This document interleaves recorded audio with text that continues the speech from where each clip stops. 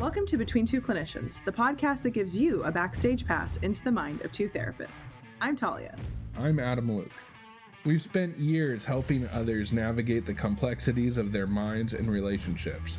In this podcast, we're flipping the script, and we're sharing our own unfiltered insights. No topic is off limits, and no issue too taboo. We're ready to tackle the tough stuff with honesty and empathy. Let's dive in.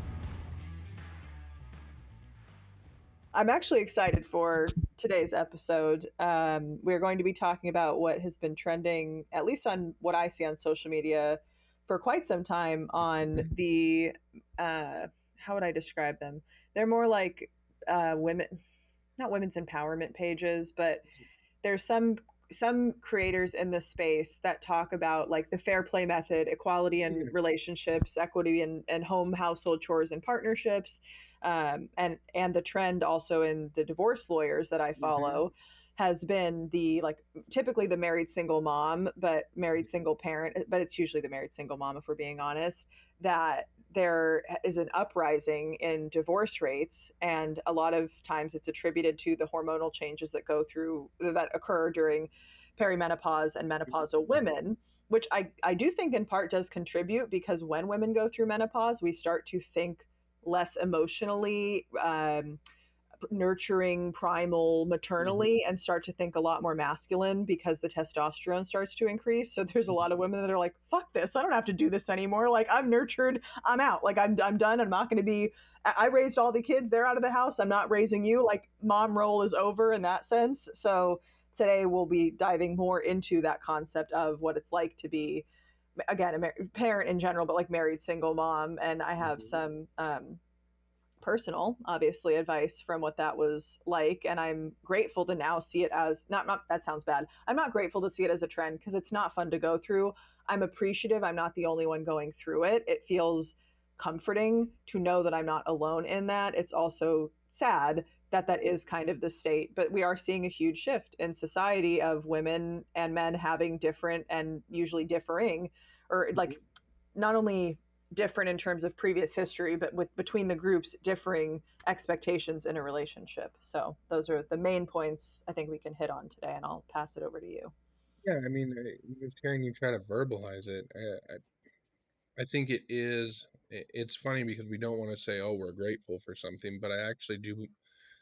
I feel more comfortable with more words in the space, right? Like a recognition of an existence that happens, because I can identify a little bit with it. There was a period of time where it was my mom and me, and my dad very much wanted to be in the picture, but was working on the other side of the nation for several years. Yeah.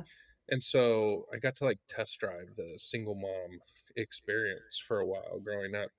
And something that I always recognize is it seemed like this, like single moms and their kids, life is like an island, right? Because there's just like so many societal pressures and certain things coming in, and mom's got to get you to daycare at 6:30 in the morning. Mom's got to pick you up from daycare by 4:30.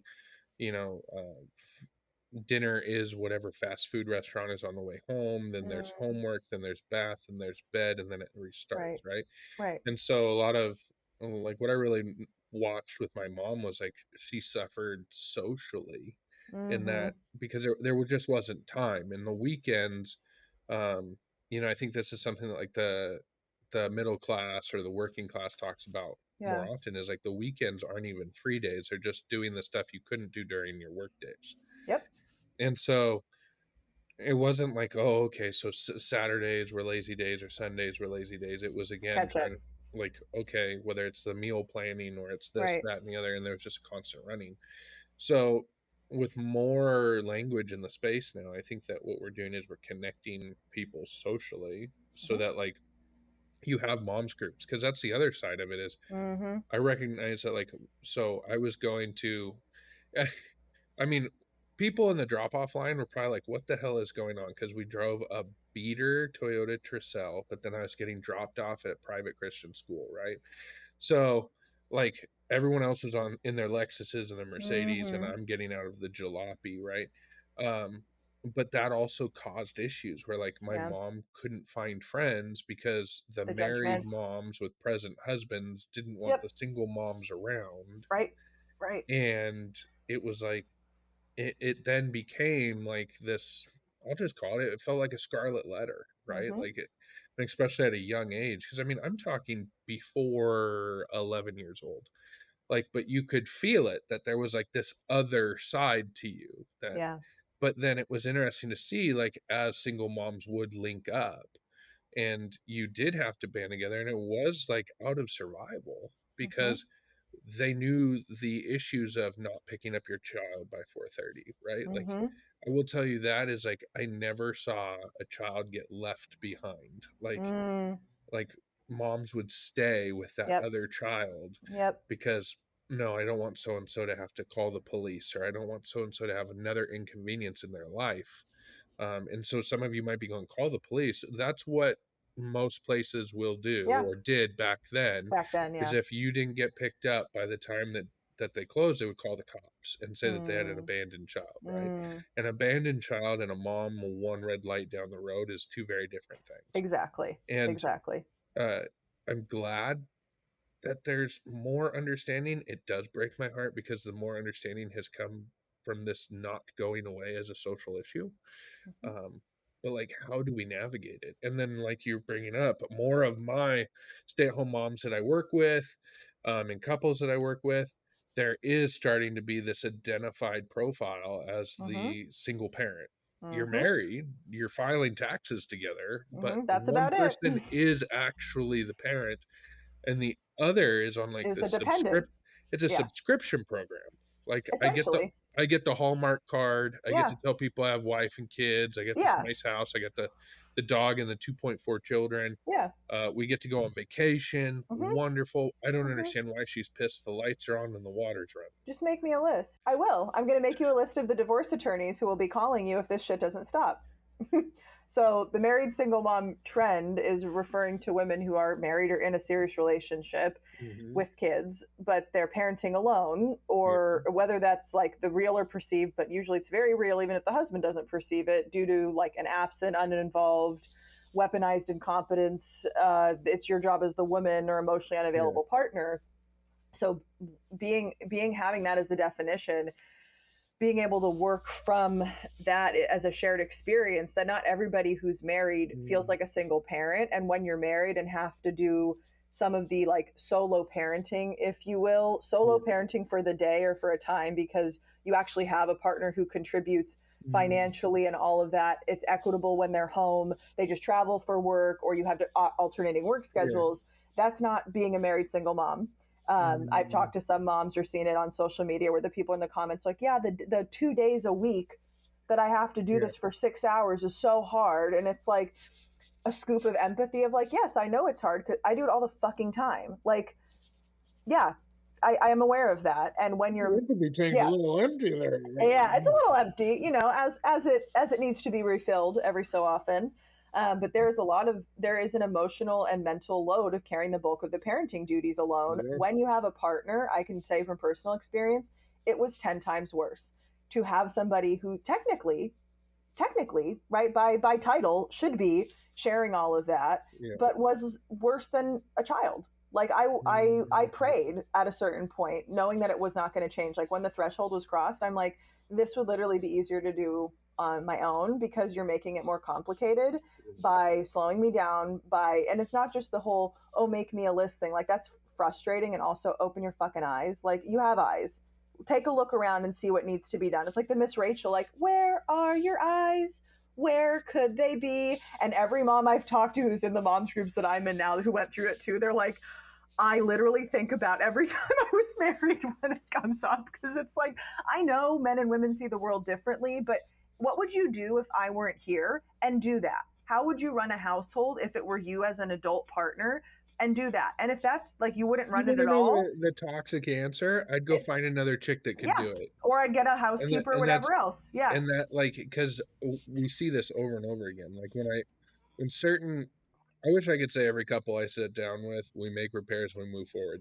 Mm-hmm. Not true. But what seems to be an interesting vein that I'm moving into is like when I sit down with couples that they go, nope, separation is necessary. I then end Mm-hmm. up working with them when we're doing co-parenting. Same. And what's interesting is to watch that, like, immediately, sometimes, not every time, but immediately it seems like the male counterpart will find someone Mhm. like I found another executive It's a assistant. replacement. Yeah, I found It's another mommy for me and my kids. and just the expediency that happens without even Mhm. really recognizing how they then throttle back in their relationships, Mhm.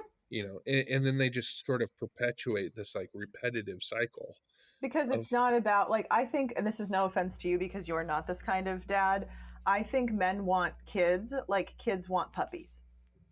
Please, I'll take that's care of it. pretty It'll be cool. so cool. We'll go to the park together and I'll walk it and I'll feed it and all this and all the blah, blah, blah. And then you sit them down and you get in the puppy and they're like, I have soccer though. I like can't really do that after school anymore. And like, oh, I gotta go clean up the poop. Poop's yucky. I'm gonna get my hands dirty, right? I gotta go have a tea time. Yeah. And a lot of men, again, you are an exception to this, and I've known you long enough to confidently say that. And other men I've met who are great dads are the exceptions. But if you are in that societal um, pocket, if you will, where you fall under that, I Mhm. would rather be. I like the title. I like the fact that I have a wife and kids, but that doesn't mean I'm going to be a great husband or a father. And just having kids does not make someone a parent, whether that's mother or father. But for the purpose of today's like episode topic, staying on track with that, being a married single mom, just because you have a partner doesn't mean you have equal shared responsibility, even despite trying. I've worked with couples where they're like, we see this, the woman, we see this inequity, or I see this inequity. I would like to correct it. Here's the card deck. Here's the documentary. Let's go to therapy. I'm not unwilling to make this work. Let's be solution focused and change it. But if you are the husband of the married single mom, why would you change? Your life is bitching. You don't have to do the work. You don't have to remember the doctor's appointments. Like you said, I just bring home the bacon. I can guess what? I can go make my own bacon, bring it home and fry it in the pan. I don't need you for that. Like, what else are you going to come to the table with? I'm tired today. I'm not discounting the provisions. I appreciate Hmm. that, right? It's not to say I don't need your income, but I No, don't only need that. There's more to well, I it think of sharing the mental load so that there's not burnout on either side. so. Like listening to you verbalize that because I also know you really Mm-hmm. well, right? I can see, like, I can hear how other men would be like, "Wow, she sounds like a real bitch," and it's like, Probably. actually, let's nudge into that a little Yeah. bit, okay? It's the she's not saying that she's like 100% feminist, down with the patriarch, blah blah blah. She's saying, I don't want how do I want to phrase this? Uh, I don't want a husband. I want collaboration. I I would like a want partner. I don't I'm want yeah, just a exactly. figurehead of the family card where it's like, well, how was your day, honey? Blah, blah. Oh, that's great. Like, I don't want that. I want a partner where we can Mhm. collaborate and share in the responsibility so we both So still want to stay close. we have a lot of individuals that get into relationships and they look for labels.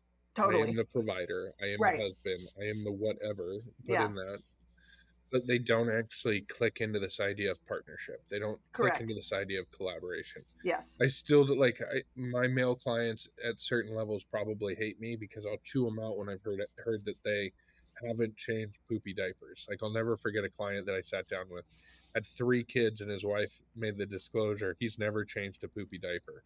And Wow. I was like, what? I'm sorry. What? And I said like, And you're and proud of so him? this is where my mind goes. My Yeah. mind goes, so your wife's never left the kids with you? Like, because there's like certain things you can't like if you're left with the kid, you're gonna be Yeah. changing a poopy diaper, right?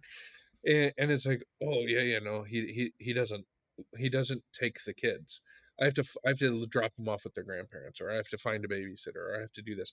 And I know your eyes are getting big, and this is It's okay. actually a bigger issue It's okay. It's so because it's good. I'm happening so more calm. often, It is. Oh, which yeah. is which is like you I can't nailed it. trust my husband with the kids. You nailed it when you said that sometimes men look at children like children looking at puppy dogs. Mhm. The difference is the question we need to be asking our partners is not, are you in a position or are you willing to become a parent? Do you want to be a father? Because Do you like that's the click. responsibility?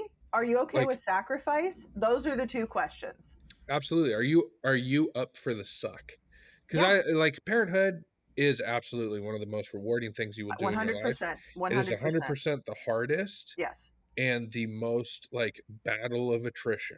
Like there are days you are not going to be able to pull yourself out of bed. People are like, you're really selling this to me, Adam. I just want you to know that that's a natural part of the process. Parenting Okay. requires sacrifice, and if you don't Absolutely. think that you can do it solo, in my jaded view, I wouldn't if you don't think you can do it on your own, I highly suggest being very considerate of making the decision. If you're already doubting your partner can step up to the plate, like, and not answer those questions, if you can't do it by yourself, I wouldn't suggest starting it. Don't do it at all until you feel like you have an equitable partner, I or think you know if shit goes south, you could handle it. one more thing, and I don't mean to be mean, but if you're recognizing that your partner is not going to probably click into this process, you probably should be seeking a new partner and not I moving agree. forward with having a child. I could not agree more. Oh my God. After the fact is not when people pick themselves up by the bootstraps and make it happen. Sure isn't. Hey there, listeners. Are you tired of settling for less than you deserve in your relationships? Do you ever feel like you're not being seen, heard, or valued the way that you want? Or maybe you've been wondering why you keep attracting the same kinds of people into your life, or why certain patterns seem to repeat themselves in your relationships. The answer might be deeper than you think, and you can find it in my new course. Rewire Your Relationships is a transformative course designed to help you stop settling for less than you deserve and start embodying your most confident, assertive, and authentic self in your relationships. You'll explore how your early experiences and parental influences have shaped your views on love, dating, and self-worth. This isn't just about tips and tricks for dating. It's about understanding the core beliefs that drive your relationships that you attract. You'll learn how to break free from those old patterns and start creating the kind of connections that truly reflect who you are. Imagine stepping into a relationship with clarity and confidence, knowing you're attracting people who value and respect you for who you really are, your deeply authentic self. The Rewire Your Relationship course gives you the tools to rewrite your relationship story, one where you're no longer settling, but thriving.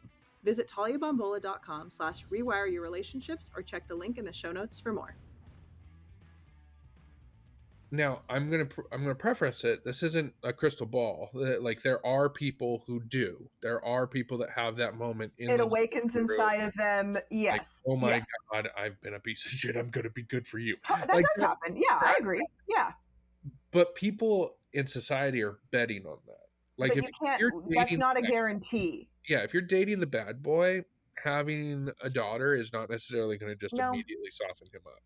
No. That's going to immediately make him all of a sudden emotionally present. No, or make them an equitable partner, right? So sometimes and then there's a few more points I want to make on the married single mom front, but like sometimes the having of a child awakens something internal of like, oh, now I have to go provide more, or now it doesn't change nothing, but it doesn't change the things that the married single moms who are feeling the brunt are wanting it to change. So yes, it can change people, but it doesn't necessarily then go, wow, my wife's really struggling with all of this, let me go in and help. It's like, and I'm not discounting, obviously if you have more kids you need more provisions, but we're talking the married single moms especially who are also working. Like, I work a full-time job, I do all this stuff, and I still have to remember every doctor's appointment, every shoe size, every this, how does mustard get in the fridge, the paper towel, like there's a running list constantly. So then when people ask, or the partners ask, well, just make me a list.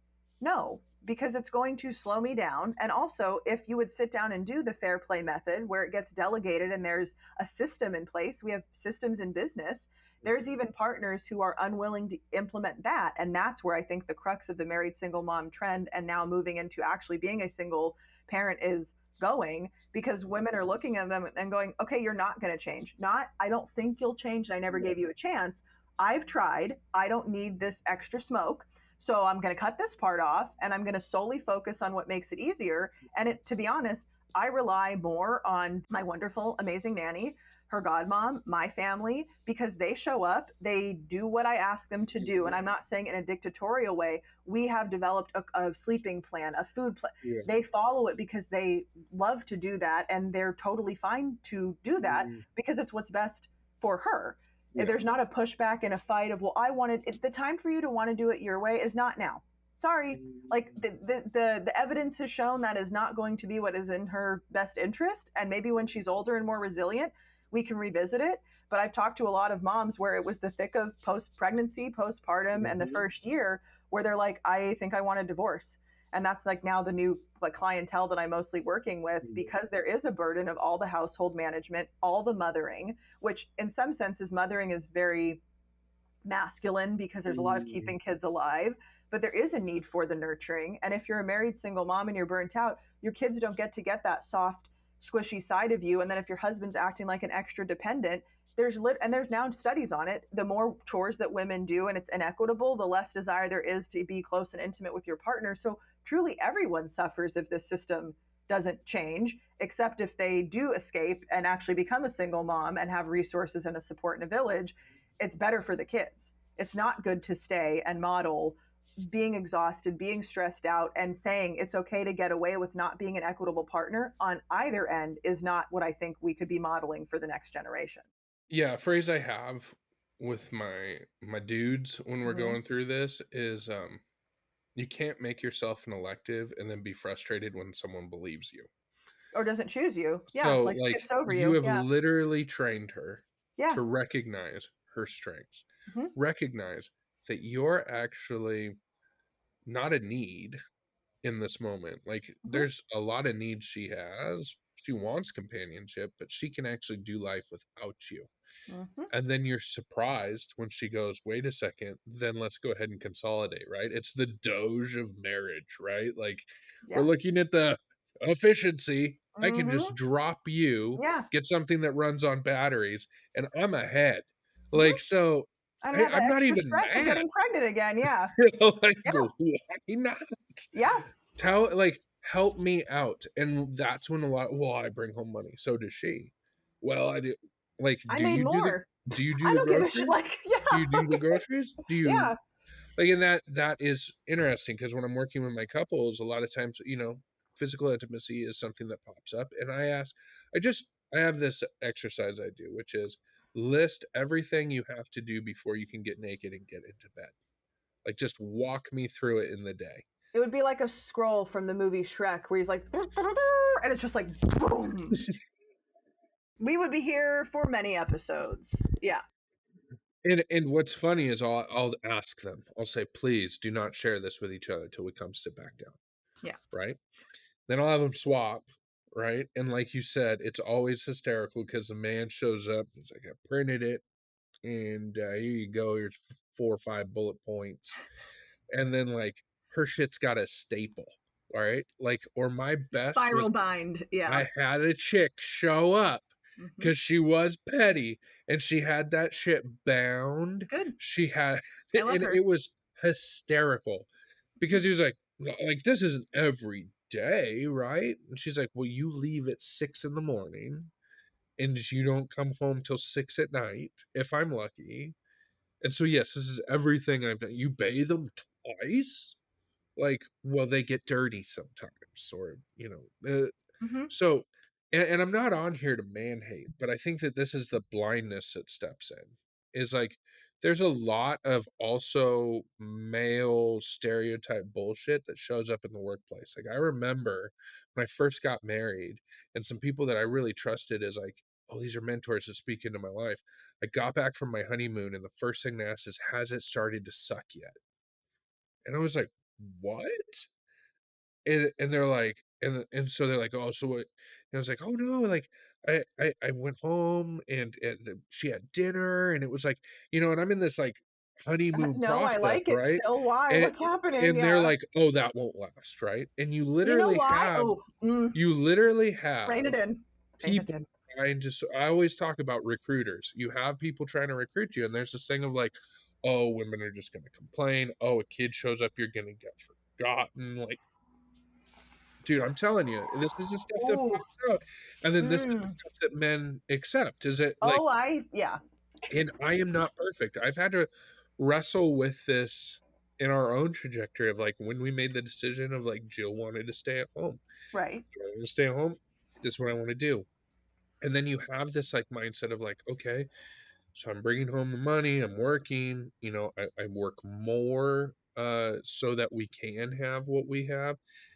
But then when do I forget about the invisible dollars? Like, how much does it cost to have a stay-at-home chef? How much does it cost to have a house cleaner? How much does it cost for childcare? Do you know how much more money they can make because we are at home doing the lion's share of the work. But oh wait, now in society you can't just have usually a one household with one income. So it's two household, two income, but we are still following the antiquated stereotype of moms are just better at it. You want to know how people get better at something?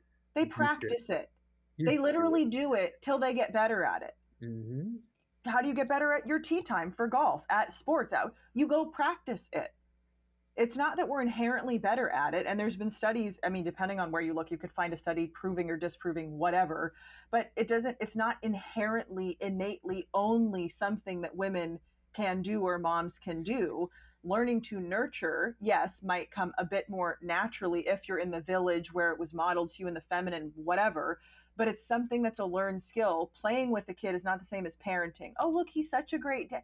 He's literally just doing his job. Like, we also need to stop praising for the bare minimum in either direction and set the standard much higher, because like you're saying, people get recruited into, oh, that's not going to last. Gee, I wonder why, Carl.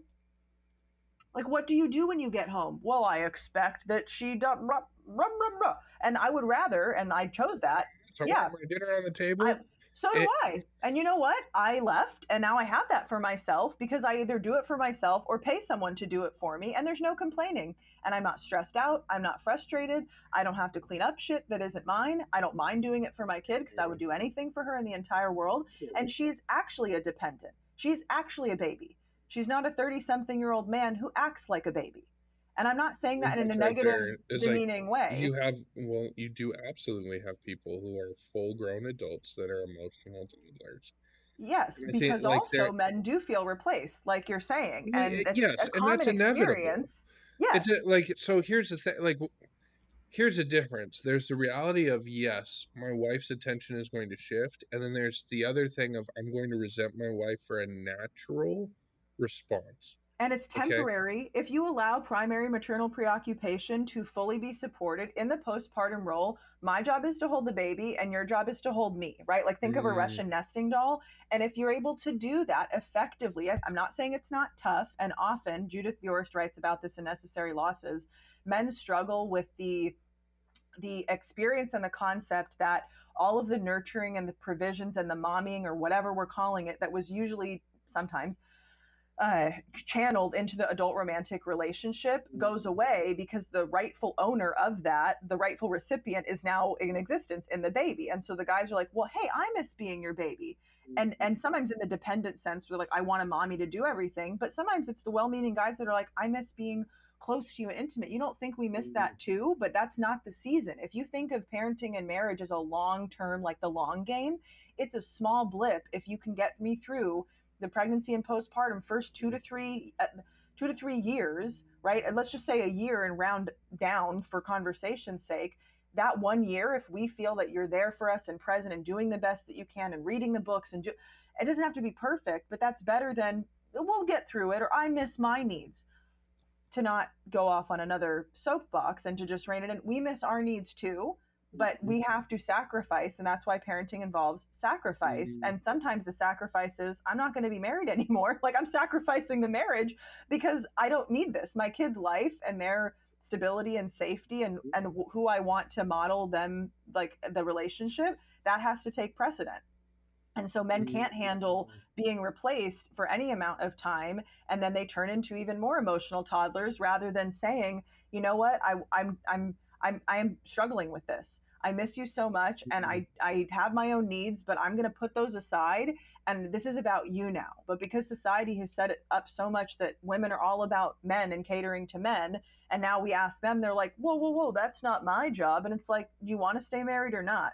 If you want to stay married, it is your job for a certain period of time till we get out of the thick of the like really young motherhood. Yeah. And then we look up at you and we're so appreciative you're still there for us, versus seeing you sit on the couch doing whatever you want to do, not reheating your coffee for the 30th time. Well, why don't you just make me? I'm not going to make you a list. I'm never going to make you a list. I'm going to have you write in ChatGPT how to be an adult in a household, okay? And that's going to be your list, right? Nobody should be making a list anymore since we have this great software that you could use. So if you are a married single mom out there, I can confidently tell you it does get better sometimes when you choose to drop the married. I'm just going to, that's my That's my mic drop. I didn't really think that was going to be our call to action with this one. Is just you know what? divorce. It's just mine. But I'm not saying that you're not always, but sometimes. You Go to therapy. Go to therapy. Never always. It's not always the answer, Sometimes. but it's sometimes the answer. And I do suggest couples go to therapy. 100%. Do not just jump right to divorce. Please go to therapy. Please try the fair play method. Try to make those changes. But if you're the only one also trying and they're actively thwarting it, then maybe choose to get divorced. It's too much work. Also, like, and this is probably a part of the like going to couples therapy and whatnot, but I think that you as a as a significant other in this, you can actually test what your significant other is actually having as a way of buy-in. Like, how committed are they? Because you know what? I do think that sometimes we get into relationships and our relationships have inherent like blind spots. We don't recognize everything that our partner does. Then all of a sudden a baby comes home, a lot of things, I always say children are like amplifiers. They just magnify anything that's going on. And so if you can task your significant other and then see if he actually follows through. If he doesn't, then that's a different situation. I don't think that we have to punish people for not having just the innate self, awareness. You're I nicer think a than lot I of am. people a lot of men will lean into the like make me a honeydew list because it's another like arbitrary threshold. One, you'll never make one to me. Two, I'll never read it. Shit will never get done, and I have something that I can blame on that, again, I'm not responsible for. Oh, it wasn't on the list, or I don't know where the list was, or I didn't know. Yeah, weaponized incompetence, yeah. So,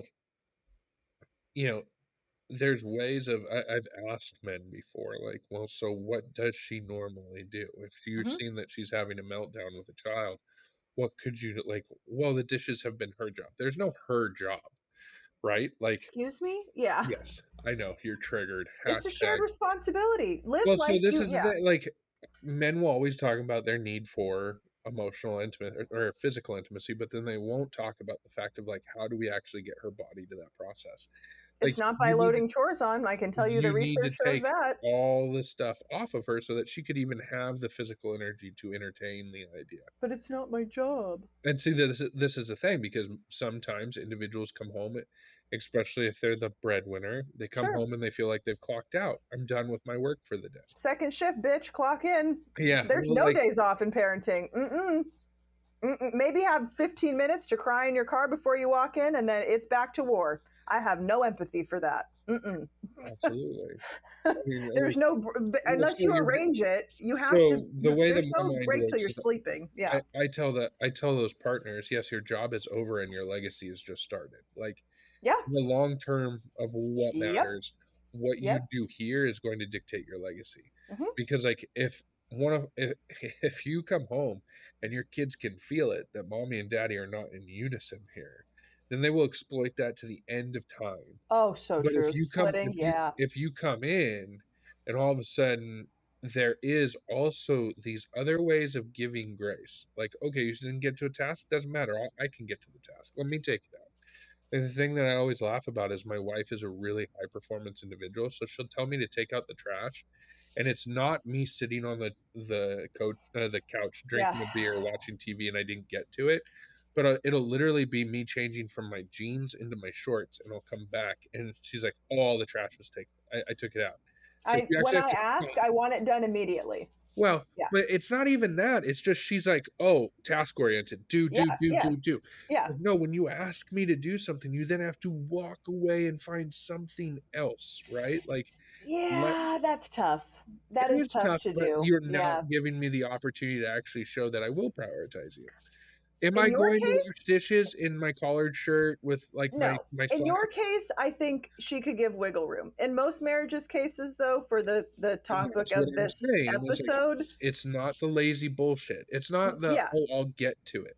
If it's the lie of honey, I'll do it and like comply, so we back off and then you never do it, I have a whole other thing for that, but we don't have time today. But if it's the like, I want to do that, then it's up to you to communicate. Let me go change into my shorts to do that, and I'll be right out to do it. Right? It's like you're saying, communication both ways, not unspoken expectation and Yeah. unvoiced communication. Yeah. Well, it sounds like we need a part 2. We will do a part 2. I will try to be calmer. And I didn't say I will be calmer. I said I will try to be calmer. This riles me up. It's a great party game actually that I learned. It's called Don't Even Get Me Started, and you pick a topic that's like both a hill that you would like die on or kill someone on, I guess, whatever the phrase is, and you just get to see people passionately go off on things. It's like also very good as a party game, but I feel like this was like a sample of, it's a cathartic release. So we'll do a part 2 delving further into this for our next episode. And if I didn't already scare you off, then we'll see you next week. Absolutely. See you guys next week. All right, sounds good. Thank you so much for listening to another episode of Between Two Clinicians. We would so appreciate if this episode resonated with you, for you to share it with somebody, and also find your favorite podcast platform and like, rate, and subscribe to the podcast. We would love to attract more listeners just like you and have this message be spread to whoever needs it. So thank you so much for listening, and we'll see you next time.